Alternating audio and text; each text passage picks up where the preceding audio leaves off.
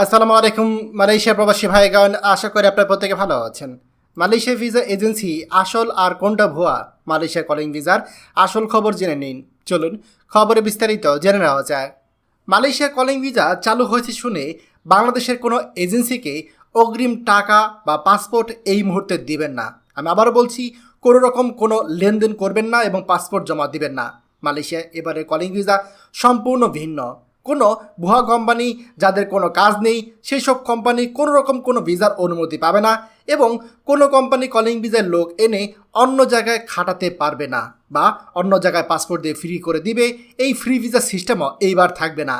মালয়েশিয়ায় সবচেয়ে বেশি প্রতারণা হয় নির্মাণ সাইটের ভিসা নিয়ে। এই জন্য এবারে কলিংয়ে নির্মাণ সাইটের ভিসার কোনো অনুমতি নেই। শুধুমাত্র সরকারি প্রজেক্টে যারা লোক খাটাবে তাদের জন্য সীমিত সংখ্যক লোকের অনুমতি দিবে মালয়েশিয়া সরকার, তাও ভেরিফিকেশনের পর।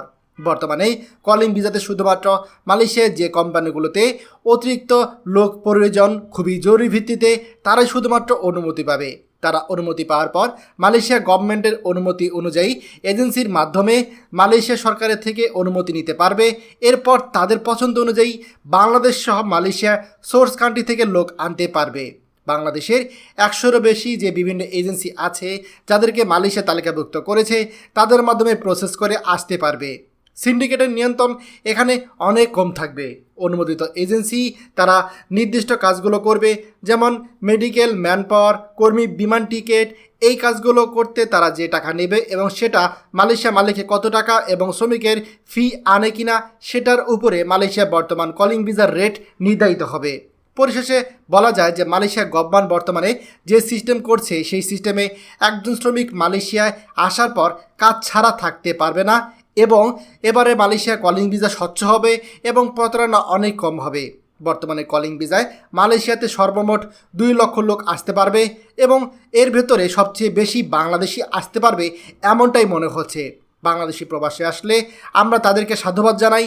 মালয়েশিয়া বিভিন্ন জায়গায় কাজ আছে, যদি ভালো কোম্পানি পড়ে, যার রিজিক যেখানে আছে সে সেখানেই কাজ করবে এবং এই জন্য কোনো হিংসা নেই যে শুধুমাত্র মালয়েশিয়াতে বাংলাদেশি শ্রমিক কাজ করে না, পৃথিবীর বিভিন্ন প্রান্তে কিন্তু লক্ষ লক্ষ শ্রমিক মালয়েশিয়ায় কাজ করে।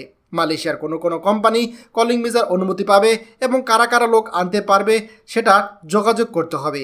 ইনশাল্লাহ আমরা চেষ্টা করব এই ব্যাপারে অফিসিয়াল আপডেট পাওয়া মাত্রই আপনাদের সাথে জানিয়ে দেওয়ার জন্য।